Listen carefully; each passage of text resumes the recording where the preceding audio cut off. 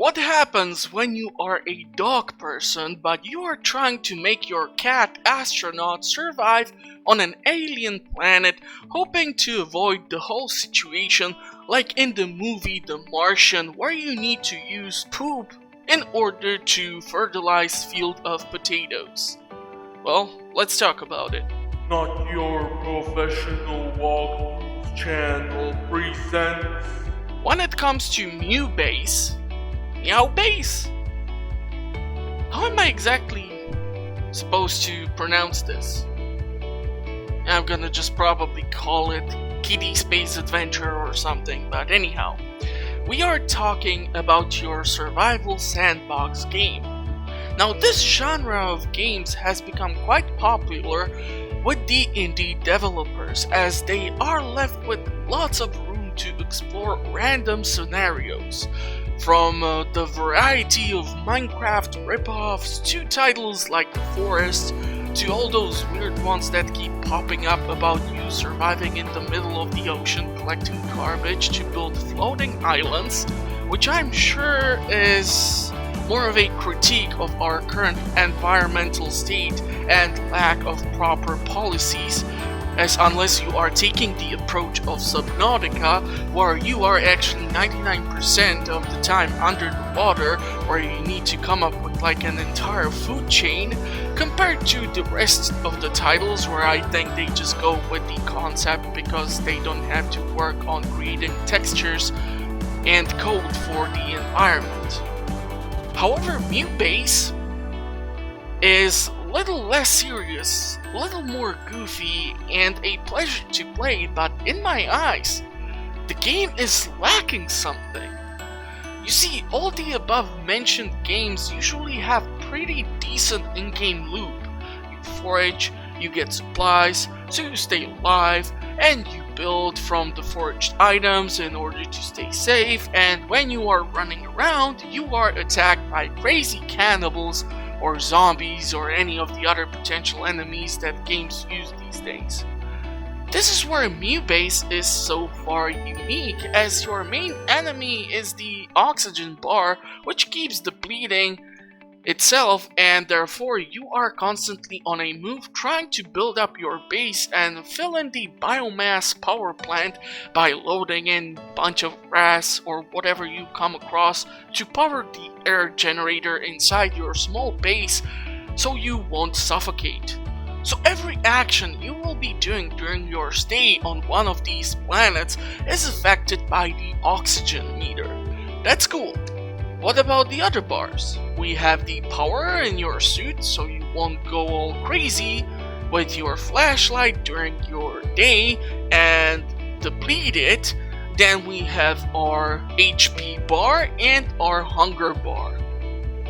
So as I said, oxygen will be, however, the most annoying to deal with, but if you build your first camp and make sure it's supplied with power so you won't suffocate, but the problem, in order to do so, you need to forage, so you will be of course scouting the surrounding area, and you will find out that in order to interact with some of the forageable items, you will need tools and other tech. How do you get that? Well, you need to apparently research these cat-like relics, which will give you points to unlock the tech.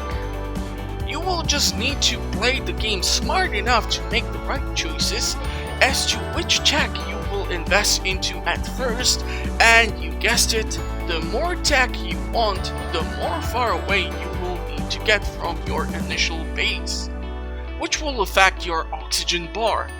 Now, in case you are planning to take apart your base and move away from your original landing site, sure, you can do this, but it will take you time for the inside of your camp to get filled in with oxygen again. And also you will need to fill in your entire inventory slots, so maybe in later stages of game or in the endless game mode, I would suggest you build multiple bases around the map. Just keep in mind that, like mid-Damon, you will need to clean those solar panels from sand in order to get some power.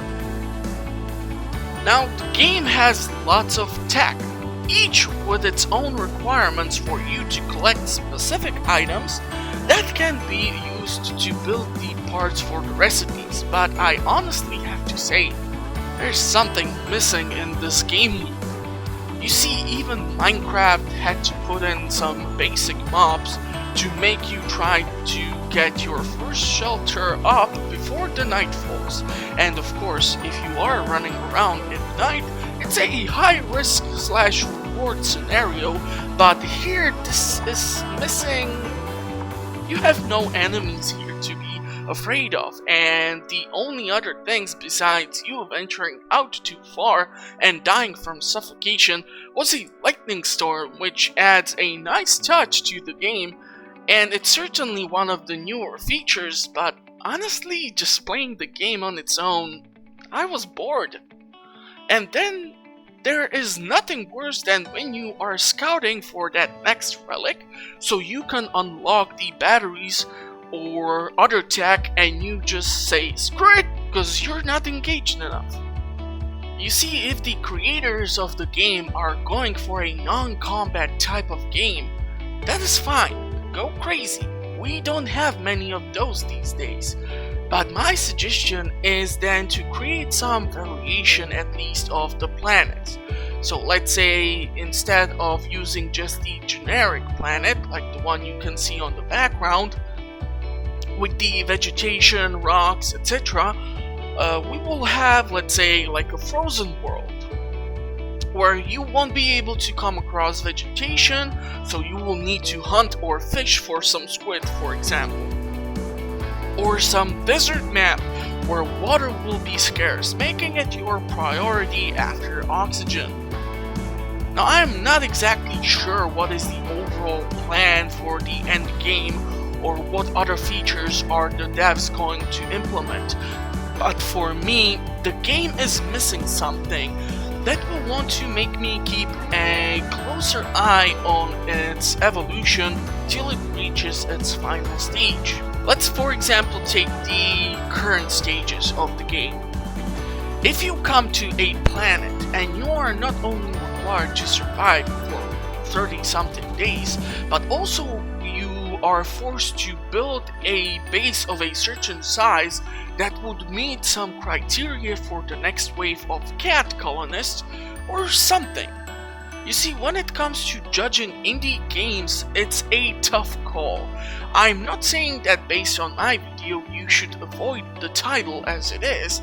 Certainly you can give it a try, be my guest, but at its current stage and with the crashes I have been experiencing, of course, now that I think about it, these might have been related to me just trying to record the damn footage. It's hard to say. I work with a laptop.